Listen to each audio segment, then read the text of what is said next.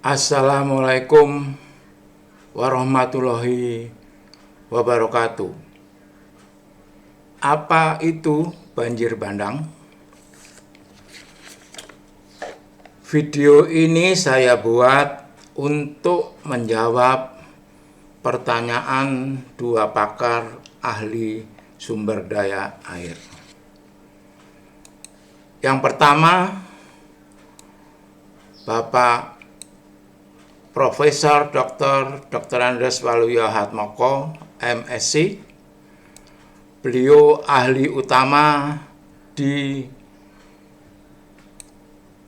Kementerian PUPR.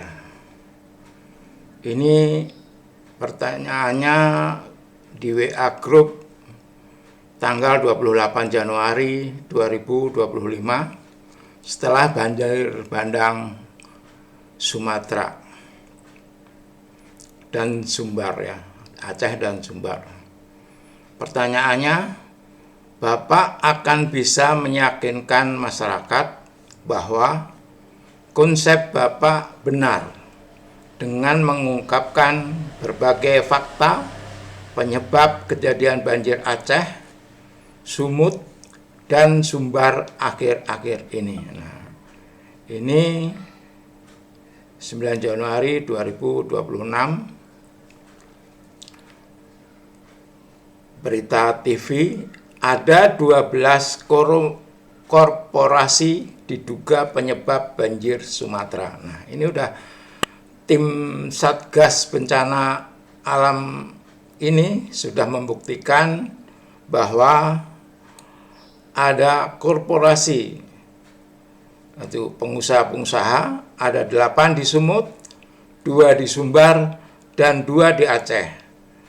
Ini penyebab banjir bandang di Sumatera tersebut. Ini sudah membuktikan bahwa kerusakan hutan itu adalah penyebab banjir secara umum, dan ini banjir bandang ini khusus karena ini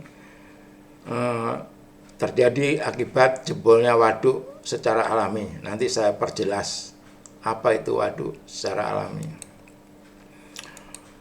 Kemudian yang kedua, ahli Bapak Agung Suseno, ini baru kemarin WA-nya ditanyakan kepada saya, dia mengirimkan video YouTube, teori mana yang cocok dengan hal ini. Nah, ini teori yang dipertanyakan ini adalah banjir bandang itu akibat intensitas hujan yang ekstrim, yang tinggi. Akhirnya mengakibatkan banjir bandang. Teori ini tidak cocok karena banjir bandang itu bukan dari turunnya hujan yang ekstrim. Nah, ini saya perjelas, saya jawab secara WA. Hujan ekstrim berhari-hari bukan penyebab banjir bandang, tetapi memicu jebolnya waduk alami. Waduk bukan buatan oleh manusia. Waduk alami terbuat dari penimbunan balok-balok kayu hasil penebangan hutan, baik liar maupun resmi dengan izin. Nah, tadi yang korporasi tadi dengan izin, tapi dia menebang hutan. Terjadi 12 perusahaan itu. Izin oleh pemerintah. Banjir bandang adalah jebolnya waduk tersebut sebagai tumpahan air dari bak yang besar dan terjadi sangat singkat, tidak menimbulkan genangan berhari-hari. Ciri khasnya membawa lumpur dan balok-balok kayu. Nah, itu banjir bandang seperti itu. Nanti di akhir presentasi ini saya simpulkan secara jelas. Nah, ini berita TV One 17 Januari 2026. Ini saya tidak kenal, ini mungkin Menteri Kehutanan yang baru. Ini memberitakan atau memberikan informasi perusahaan digugat karena perusakan lingkungan di Sumut. Nah, ini jelas. Jadi 12 perusahaan tadi, menurut berita tersebut ada 4 triliun gugatannya oleh pemerintah. jelas ini terbukti. Insya Allah masyarakat lebih paham banjir bandang dengan banjir biasa itu sangat berbeda. Nah, jadi konsep saya ini terbukti kebenarannya. Ada 12 korporasi diduga penyebab banjir bandang.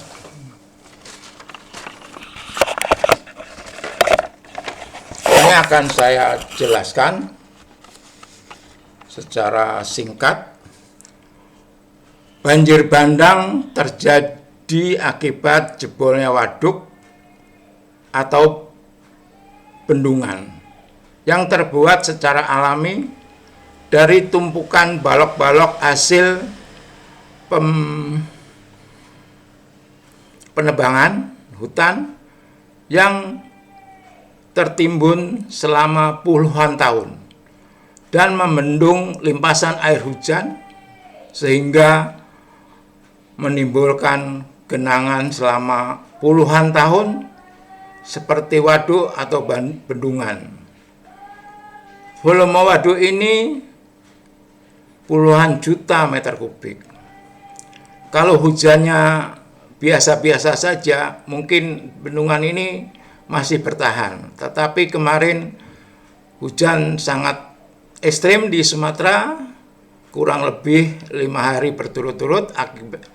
Akibatnya intensitas hujan yang ekstrim tadi menambah volume waduk sehingga waduk terisi limpasan air hujan tersebut, sehingga bendungan tidak mampu lagi menahan pertambahan debit tersebut sehingga waduk jebol.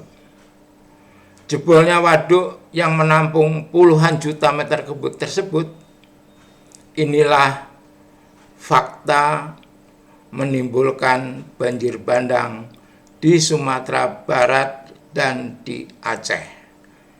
Ini adalah faktanya.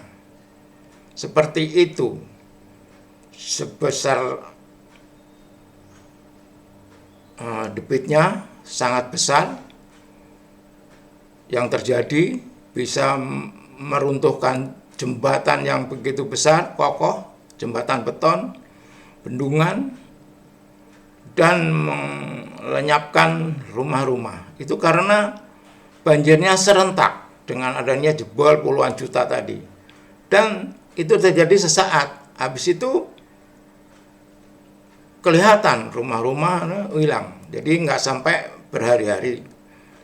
Jadi dalam waktu antara 5 jam atau lebih.